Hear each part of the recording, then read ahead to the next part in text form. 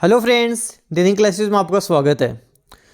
दोस्तों 2024 में ये जो 5 नियम मैं आपको बताने वाला हूँ, केवल आप इन 5 नियमों को फॉलो कर लो, आपकी सरकारी नौकरी ही नहीं लगेगी, सरकारी नौकरियाँ आपकी लगेगी। आप खुद डिसाइड करोगे कि इस जॉब में मुझे जाना है या नहीं जाना। इसी के बारे में आज हम बात करने वाले हैं। दोस्तों जब मैं तैयारी करता था, मेरे पूरे परिवार में कोई भी गवर्नमेंट जॉब में नहीं है, तो मुझे कोई बताने वाला भी नहीं था कि किस तरह से तैयारी करनी चाहिए, कैसे सिलेक्शन होगा। लेकिन आज मैं आपको वो सारी चीज़ें जो मैंने स्ट्रगल किया है, क्या क्या करनी चाहिए, क्या मिस्टेक्स नहीं करनी चाहिए, कौन से 5 नियम हैं जिनको आप फॉलो करोगे 100% आपकी नौकरी 2024 में लग जाएगी। तो इसी के बारे में हम आज अच्छे से विस्तार से बात करने वाले हैं। आपको क्या करना चाहिए, 5 नियमों से आप सारी चीज़ें समझ जाओगे।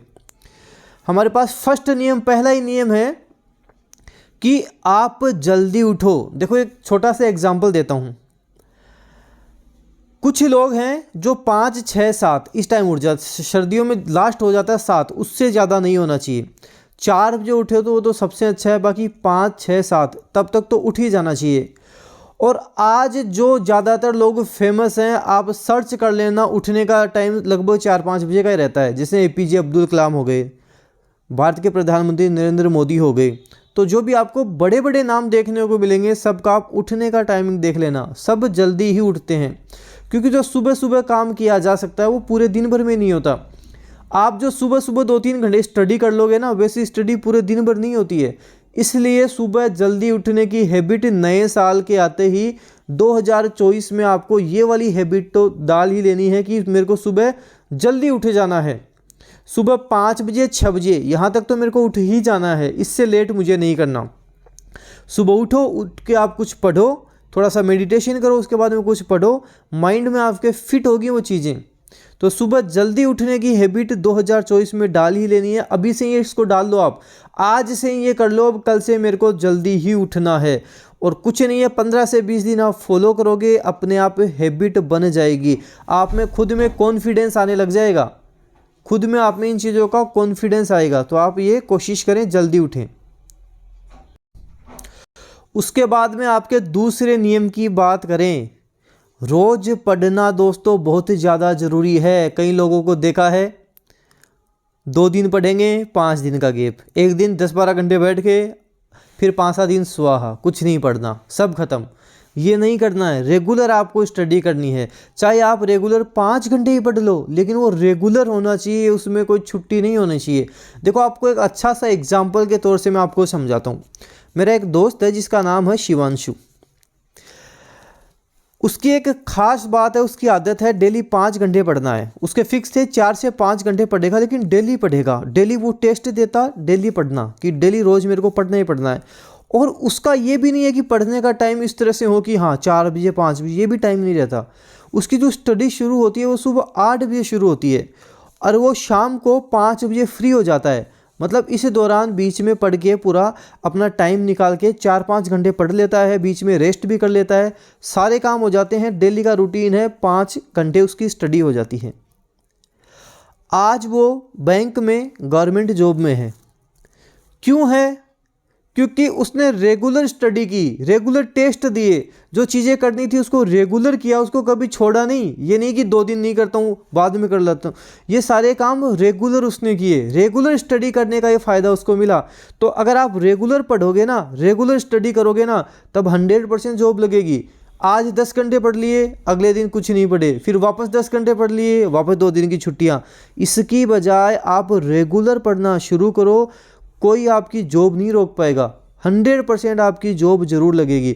तो रोज़ पढ़ना ज़रूरी है, कंपलसरी है, रोज़ आपको पढ़ना है। नए साल से ये हैबिट आपको डाल देनी है। कई बार क्या होता है कि दिन निकल जाता है, पढ़ाई नहीं हो पाती। रात को कर लो, सुबह कर लो, लेकिन कैसे भी करके पढ़ना तो आपको ज़रूर है। जब हम खाना नहीं भूलते तो पढ़ना कैसे भूल सकते हैं? एक स्टूडेंट के लिए सबसे ज़रूरी स्टडी है, पढ़ना ही है। तो जब हम खाना ही नहीं भूल सकते तो पढ़ना कैसे भूल सकते हैं? उसको कैसे छोड़ा जा सकता है? हमारा जो टारगेट है वो फिक्स रखना है और ये ज़रूर करना आपको। उसके बाद में बात करते हैं आपके अगला नियम आगे देखो, टारगेट फिक्स ज़रूर होना चाहिए। आपका टारगेट ज़रूर फिक्स होना चाहिए।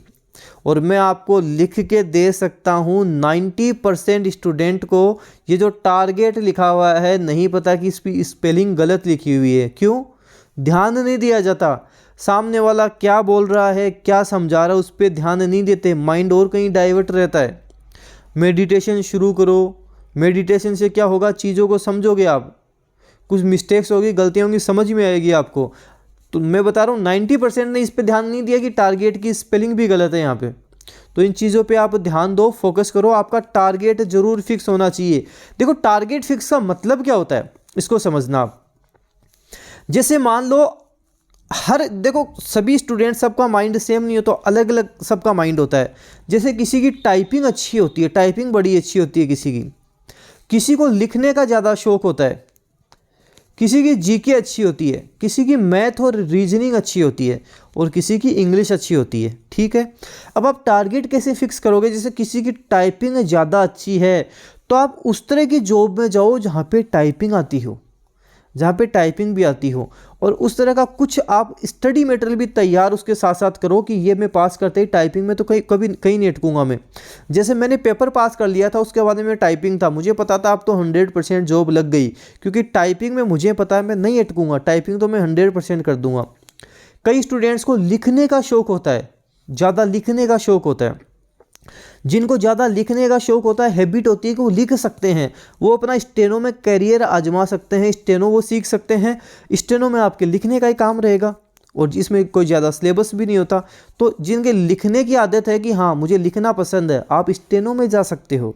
और स्टेनो में मैं राजस्थान में स्टेनो की बात नहीं कर रहा, एसएससी में स्टेनो आती हैं, खूब स्टेनो की वैकेंसीज आती हैं, सेंटर में भी कई स्टेनो की वैकेंसीज आती हैं, तो आप स्टेनो सीख सकते हो।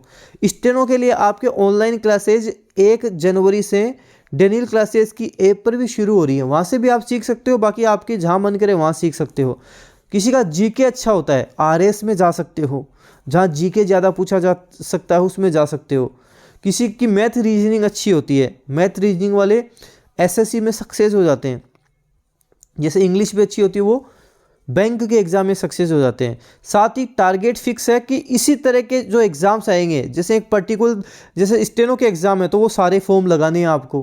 किसी का, जैसे हम बात करें, किसी ने इकोनॉमिक्स कर रखी है तो इकोनॉमिक्स के भी कई फॉर्म निकलते हैं जिसमें इकोनॉमिक्स वाले भर सकते हैं, तो आप उस तरह के चूज कर सकते हो कि हाँ मेरे को इसमें जाना है।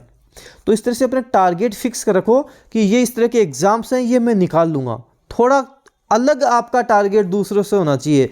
भेड़ चाल में चलोगे वहाँ दिक्कत आपकी आएगी, तो ये आपको ध्यान रखना, टारगेट फिक्स होना चाहिए। खुद को परखना बहुत ज़रूरी है। कई स्टूडेंट्स क्या गलतियां करते हैं, जैसे कोई भी टॉपिक पढ़ लिया, एक छोटा सा टॉपिक की बात कर लेता हूँ, हिंदी में संधि टॉपिक की बात कर लेता हूँ। संधि उन्होंने अच्छे से पढ़ ली, पढ़ने के बाद में खुद को परखा नहीं है।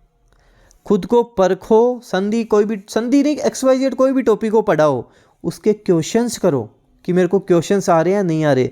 रेंडमली उसके क्वेश्चंस आप उठाकर देखो, फिर आपको समझ में आएगा कि वाकई में ये टॉपिक आपको आता है या नहीं आता। तो खुद को परखना बहुत ज़्यादा ज़रूरी है। आपने पूरे दिन में जो भी पढ़ा उसका माइंड में रिकॉल किया करो। पूरे दिन में पढ़ लिया, रात को सो रहे हो, सोने से पहले आप लगभग 1 घंटा आप खुद को अच्छे से परखो। आज मैंने ये पढ़ा था, ये मेरे याद रह गया, जो याद नहीं रहा मेरे, वो कल मैं सुबह सबसे पहले उसी का रिवीजन करूँगा, उसके बाद में मैं आगे का पढ़ूंगा। तो रात को सोने से पहले सारा आप रिवीजन चलने दो माइंड में कि आज मैंने ये पढ़ा था, ये चीज़ मैंने कवर की। कुछ भी आप जैसे संधि पढ़ रहे हो तो मैंने संधि याद कर ली, दीर्घ गुण वर्धी अण आदि सारी संधि मैंने देखी, इस तरह के एग्जाम्पल मैंने देखे। ये सारा माइंड में रात को रिकॉल करो, जो दिमाग में नहीं आ रहा कि सुबह इसका मैं रिवीजन करूँगा। इस तरह से आप खुद को परखोगे। खुद के जब टेस्ट खुद ही लेने लग जाओगे, खुद को जब परखने लग जाओगे, तो सबसे आप अपने आप अलग हो जाओगे। खुद को जो आदमी परख लेता है वो निखर जाता है, और जो नहीं परखता वो बिखर जाता है। तो आपको निखरना है, बिखरना नहीं है, इसलिए खुद को परखना आप शुरू करो। और लास्ट हमारा जो पॉइंट है, अंतिम हमारा जो पॉइंट है, अपना वीक पॉइंट और अपना स्ट्रॉन्ग पॉइंट। जिस स्टूडेंट को अपना वीक पॉइंट और अपना स्ट्रॉन्ग पॉइंट पता है वो मात नहीं खाएगा। तो इसको ज़रूर आप पहचाने, आपका वीक पॉइंट क्या है, आपका स्ट्रॉन्ग पॉइंट क्या है। जैसे किसी का जीके बड़ा तगड़ा होता है, स्ट्रॉन्ग पॉइंट। इंग्लिश कम आती है, इंग्लिश कमज़ोर होती है। तो जो वीक पॉइंट है उस पर थोड़ा सा फोकस तो करो। देखो होता क्या है, जो वीक पॉइंट होता है ना, जैसे आप पढ़ रहे हो कुछ भी, आपका वीक पॉइंट हो गया, जैसे इंग्लिश हो गया, तो इंग्लिश पढ़ने में आपको जोर आएगा। तो जो भी आपका वीक पॉइंट है उसको थोड़ा अच्छा कर लो, कि वो इतना भी ख़राब ना हो कि उसमें आप सीधे फेल ही हो जाओ। उस पर भी थोड़ा फोकस करो, थोड़ा ध्यान दो कि हाँ ये चीज़ें इसमें आएंगी, वो तो मैं क्लियर कर दूंगा। और जो स्ट्रॉन्ग पॉइंट है वो इतना स्ट्रॉन्ग होना चाहिए कि आपके आसपास भी कोई ना बैठ सके कि इस चीज़ का तो ये बादशाह है, इसमें तो किसी से ये नहीं हारेगा। तो वो चीज़ें आपको, वीक पॉइंट और स्ट्रॉन्ग पॉइंट, जिस स्टूडेंट ने इन चीज़ों पे ध्यान दे लिया उसकी नौकरी कोई नहीं रोक पाएगा। तो 2024 आपके सामने है, सरकारी नौकरी लगनी है, इन चीज़ों को आप फॉलो करो। जो अच्छे अच्छे लोग हैं उनकी बातें सुनो, स्वामी विवेकानंद हो गए, उनकी आप बातें सुनो, आपको बड़ा अच्छा भी लगेगा। और आप लाइफ में आपके जो गोल हैं, टारगेट हैं, वो जो आपने डिसाइड कर रखे हैं उनको आप अचीव भी कर लोगे। तो 2024 सुबह जल्दी उठना है, रेगुलर आपको स्टडी करनी है, टारगेट फिक्स रखना है, खुद को परखना है, आपका जो कमज़ोर पॉइंट है उस पर ध्यान देना है, स्ट्रॉन्ग पॉइंट है उसको और ज़्यादा स्ट्रॉन्ग बनाना है। इसी तरह से जब आप सारी चीज़ों को फॉलो करोगे, गवर्नमेंट जॉब आपके हाथ में होगी, कोई आपकी गवर्नमेंट जॉब नहीं रोक पाएगा। ये जो लक फैक्टर है ये अपने आप आपका क्लियर हो जाएगा। तो इन चीज़ों को आपको ध्यान देना है। अगर मेरी बातें आपको पसंद आई तो वीडियो ज़रूर लाइक कर लें, चैनल को आप सब्सक्राइब कर लें, और वीडियो जितना हो सके जो जो ग्रुप्स हैं सब में आप शेयर ज़रूर करें। धन्यवाद।